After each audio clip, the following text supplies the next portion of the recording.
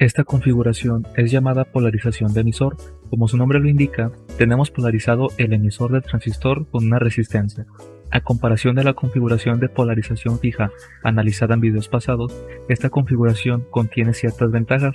En primera es que se mejora la estabilidad, es decir, que las corrientes y voltajes de polarización permanecen próximos a los establecidos por el circuito cuando las condiciones externas cambian, tales como la temperatura o beta del transistor. Para el análisis comenzaremos con la malla de la base.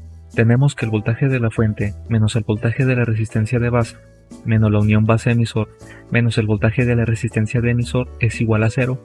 Aplicamos ley de Ohm y dejamos los voltajes de las resistencias expresadas como corriente y como voltaje.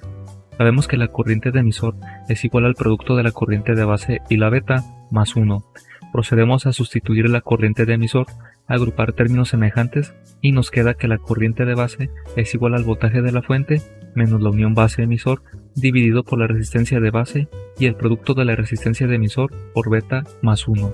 Ahora, si seguimos la trayectoria de colector-emisor y procedemos a despejar, tenemos el voltaje colector-emisor como la diferencia del voltaje de la fuente menos el voltaje de las resistencias, el voltaje de emisor como el producto de la corriente de colector o la resistencia de colector, esto igualando la corriente de emisor a la de colector, el voltaje de colector como el voltaje colector-emisor más el voltaje de emisor, o bien como el voltaje de la fuente menos el voltaje en la resistencia de colector, el voltaje de base como la suma de la unión base-emisor más el voltaje de emisor.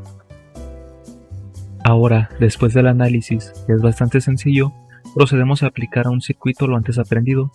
Para este circuito debemos de determinar la corriente de base, la corriente de colector, el voltaje colector-emisor, el voltaje de colector, voltaje emisor, voltaje de base y el voltaje de base colector.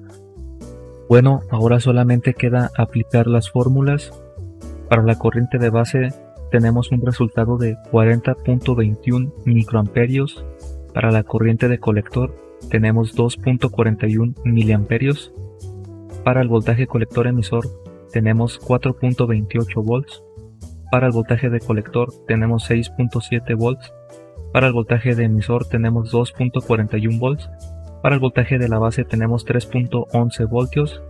Y para el voltaje de base colector tenemos menos 3.59. Comenzando con la simulación, del lado derecho tenemos los cálculos que realizamos anteriormente y vamos a comprobarlos de uno en uno. En este caso vamos a comenzar con lo que es la corriente de base, que nos da prácticamente de 40 microamperios, que es prácticamente lo mismo a lo calculado. Una corriente de colector de 2.4 miliamperios, un voltaje colector emisor de 4.3 volts, un voltaje de colector de 6.74, el voltaje de emisor de 2.43 volts y el voltaje de la base de 3.23 volts. Los resultados varían un poco debido a que la unión base-emisor aquí en la simulación es de aproximadamente 0.8.